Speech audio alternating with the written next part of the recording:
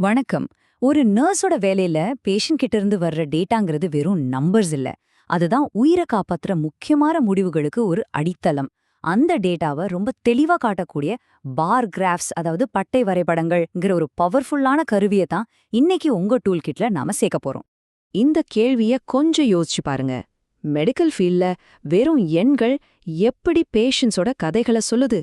அதுக்கு சரியான visualisation tools வேணும். ஏன்னா டேட்டாவை சரியா புரிஞ்சுக்கிட்டாதான் இன்னும் சிறப்பான சிகிச்சையை கொடுக்க முடியும். சரி, நம்ம பயணத்துல முதல்ல டேட்டா ஏன் முக்கியம்னு பார்க்கலாம். அப்புறம் பார்கிராஃபோட அடிப்படைகளை புரிஞ்சுக்கலாம். அதுக்கப்புறம் 3 அழகான கருவிகளை நம்ம டூல் கிட்ல சேர்த்துக்கிட்டு எந்த நேரத்துல எந்த கருவியை சரியா தேர்ந்தெடுக்கணும்னு கத்துக்க போறோம். ஓகே, வாங்க முதல் பகுதிக்குள்ள போகலாம். இன்னைக்கு இருக்கிற மருத்துவ உலகத்துல டேட்டாவை தெளிவா காட்டுறதுங்கிறது சும்மா ஏதோ படிப்பு சம்பந்தப்பட்ட விஷயம் கிடையாது.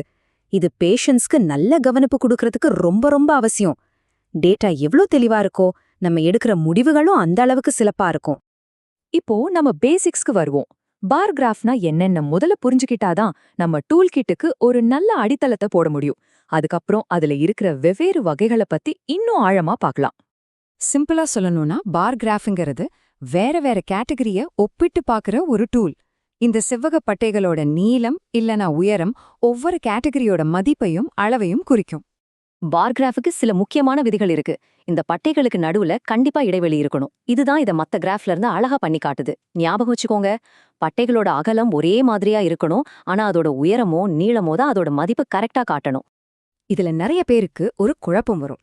முக்கியமான விஷயம் என்னன்னா, திருமண நிலை, இரத்த வகை மாதிரி தனித்தனியான கேட்டகரியை ஒப்பிடுறதுக்கு பார் கிராஃப் யூஸ் பண்ணுவோம். அதே நேரத்துல வயது இல்லனா உயரம் மாதிரி தொடர்ச்சியான டேட்டாவோட பரவலை காட்டுறதுக்கு ஹிஸ்டோகிராம் யூஸ் பண்ணுவோம்.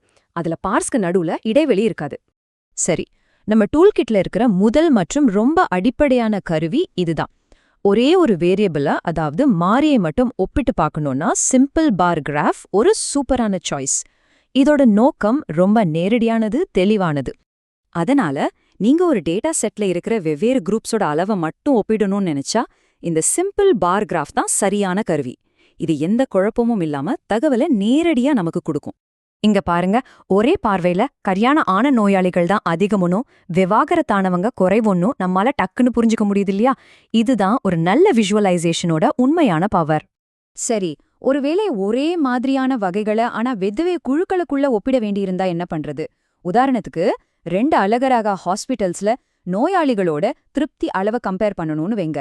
அதுக்கு தான் நம்ம 2வது கருவி உதவுது. இந்த வரைபடம் வெவ்வேறு குரூப்ஸ நேருக்கு நேரா வச்சு ஒப்பிட்டு பார்க்க நமக்கு உதவுது. ஒவ்வொரு குரூப்புக்கும் தனித்தனி கலர் யூஸ் பண்றதால அந்த ஒப்பீடு இன்னும் சுலபமாகவும் தெளிவாகவும் நமக்கு புரியும். இங்க பாருங்களேன், கார்டியாலஜி டிபார்ட்மெண்ட்ல ஹாஸ்பிட்டல் பி நல்லா செயல்படுது. ஆனா குழந்தை மருத்துவத்துல ஹாஸ்பிட்டல் ஏ முன்னணியில இருக்குன்னு நம்மால உடனே சொல்ல முடியுது. இந்த மாதிரி சின்ன சின்ன விஷயங்களை தெரிஞ்சுக்கிறது சேவையின் தரத்தை மேம்படுத்த ரொம்ப முக்கியம். ஆனா ஒரு மொத்த மதிப்புல அதோட வெவ்வேறு பாகங்கள் எப்படி பங்களிக்குதுன்னு பார்க்கணும்னா என்ன பண்றது?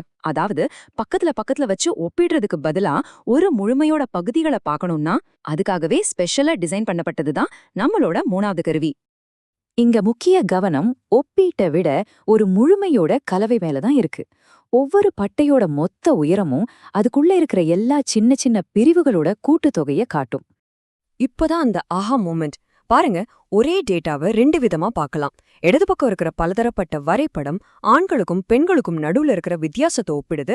வலது பக்கம் இருக்கிற அடுக்கப்பட்ட வரைபடம் ஒவ்வொரு வருஷமும் மொத்த எழுத்தறிவு விகிதத்துல 2 பாலினத்தோட பங்களிப்பையும் காட்டுது. சோ ஒன்னு ஒப்பீடுக்காக, இன்னொன்னு கலவைக்காக. நம்ம டூல் கிட்ல இப்ப 3 பவர்ஃபுல்லான கருவிகள் இருக்கு.